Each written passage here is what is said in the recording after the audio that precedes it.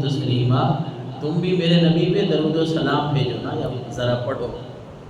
اس لیے تو ہم یہ درود و سلام کے گجرے جو ہے وہ اکثر پڑھا کرتے ہیں۔ کبھی ہم پڑھ رہے ہیں الصلاۃ والسلام علیک یا رسول اللہ، کبھی ہم پڑھ رہے ہیں درود ابراہیمی، کبھی ہم پڑھتے ہیں اللہم صلی علی محمد وعلی آل محمد وبارک وسلم۔ درود کے کئی صیغے ہیں، الفاظ ہیں، جو مرضی ہے پڑھیں، لیکن سب سے افضل درود کون سا ہے؟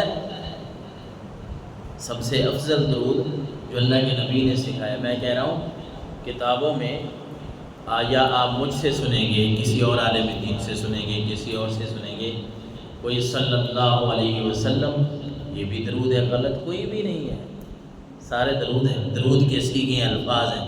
کوئی پڑھے گا صلی اللہ علیہ وسلم، کوئی پڑھے گا اللہم صلی علی محمد وعلی آل محمد، اتنے تک، کوئی پڑھے گا اللہم صلی علی محمد وعلی آل محمد وبارک وسلم، کوئی اصحاب کو ساتھ ملائے گا، کوئی آل کو ساتھ ملائے گا۔ باتیں ساری ٹھیک ہیں، لیکن یہ بات بھی ذہن نشین رکھیں کہ جو افضل درود ہے نا وہ درود ابراہیمی ہے۔ وہ کون سا درود ہے؟ درود ابراہیمی۔ اللہ کے نبی نے یہ درود زیادہ سکھایا اور سمجھایا۔ جب صحابہ کرام نے سوال کیا، جب کسی صحابی نے پوچھا کہ اللہ کے رسول، اللہ کا حکم آ گیا ہے، اللہ خود ہمیں فرما رہا ہے کہ اللہ بھی اور اس کے فرشتے آپ پہ رحمت بھیجتے ہیں، اے ایمان والو اللہ نے ہمیں حکم دیا ہے، اللہ کے رسول اللہ نے ہمیں حکم دیا، اے ایمان والو میرے نبی پہ درود و سلام بھیجو۔ اللہ کے رسول ہم نے کون سا درود بھیجنا ہے؟ آپ نے مختلف صیغے سکھائے ہیں، لیکن زیادہ جو ہے وہ درود ابراہیمی آپ نے اپنے صحابہ کرام کو بتایا۔ تو سب سے فضیلت والا جو درود ہے وہ درود ابراہیمی ہے۔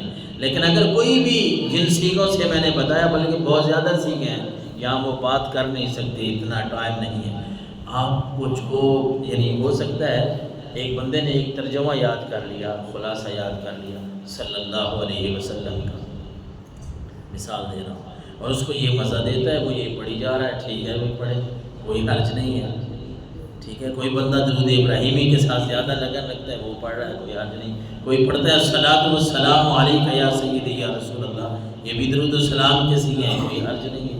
یعنی جو آپ پڑھنا چاہتے ہیں پڑھیں، لیکن اللہ کے نبی صلی اللہ علیہ وسلم پہ درود السلام پڑھیں ضرور۔ دن میں کئی مرتبہ اپنا انسان جو ہے نا، میں تو اکثر دوستوں کو کہتا ہوں اور خود بھی اس بات پہ عمل کرتا ہوں، جب اٹھنا ہے نا اس وقت سو کر اٹھنا ہے، اس وقت اللہ کے نبی نے ایک دعا میں سکھائی ہے، الحمدللہ الذی احیانا بعد ما اماتنا والیہ النشور۔ اس میں نا اللہ کی تعریف ہے کہ تمام تعریفیں اللہ کے لیے ہیں جس نے مجھے مرنے کے بعد یعنی سونے کے بعد زندگی دی۔ بندہ جب سو جاتا ہے تو بس سونا اور مرنا ایک ہی ہے، کوئی پتہ نہیں ہوتا۔ اگر وہ رب چاہے تو جس طرح آنکھیں ہم بند کرتے ہیں سونے کے لیے، تو وہ آنکھ کھلے ہی نہ انسان کی، کیا کر سکتے ہیں؟ اس لیے جب بندہ جاگتا ہے نا تو اللہ کے نبی نے یہ الفاظ سکھائے ہیں کہ تم اللہ کی بارگاہ میں نا اللہ کی تعریف کیا کرو، تم کہا کرو جب جاگ جاؤ، صبح اٹھو تو پھر یہ دعا کرو، الحمدللہ الذی احیانا بعد ما اماتنا والیہ النشور، کہ تمام تعریفیں اس اللہ کے لیے ہیں جس نے مجھے مرنے کے بعد سونے کے بعد دوبارہ اٹھا دیا اور اسی کی طرف پلٹنا ہے۔ جب بندہ یہ الفاظ سمجھ کے پڑھتا ہے کتنے خوبصورت لگتے ہیں کہ بندہ ایک تو عاجزی کی انتہا ہوتی ہے کہ بندہ رب کے سامنے عرض کر رہا تھا، یا اللہ میں سو گیا تھا، میری کیا طاقت ہے اٹھنے کی، اگر تو چاہتا تو میری روح نکال دیتا، میری تو کوئی طاقت نہیں، میں سو گیا تھا، مجھے کوئی پتہ نہیں ہے دنیا کا کیا ہو رہا ہے۔ دن کو سوئے بندہ یا رات کو سوئے، جب بندے کی آنکھ لگ جاتی ہے پھر کوئی پتہ نہیں ہوتا۔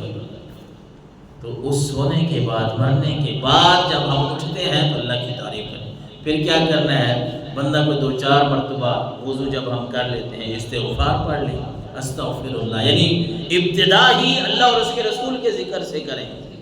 بھلا یہ اس وقت کیا ہوگا کہ جب آپ اٹھیں گے 10 بجے، اٹھیں گے 11 بجے، مطلب نماز پڑھی ہی نہیں ہے، فجر کی نماز کا سوچا ہی نہیں ہے، وہ جب 11 بجے 10 بجے 12 بجے اٹھیں گے تو پھر یہ چیزیں ہمیں کیسا فائدہ دیں گی؟ یہ تو فائدہ تب ہے کہ بندہ اٹھا ہے نماز کے لیے، فجر کی نماز کے لیے اٹھا ہے، پھر وہ یہ دعا بھی پڑھ رہا ہے، پھر استغفار بھی پڑھ رہا ہے، پھر اللہ کا ذکر کر رہا ہے، اور اللہ کا ذکر کرنے کے بعد اس کی زبان پہ درود ابراہیمی یا کوئی بھی درود جاری ہے، تو آپ اندازہ لگائیں کہ جب بندہ دن اس طرح شروع کرے گا، اللہ تعالیٰ اس کے سارے دن میں سارے کاموں میں برکتیں عطا فرمائے۔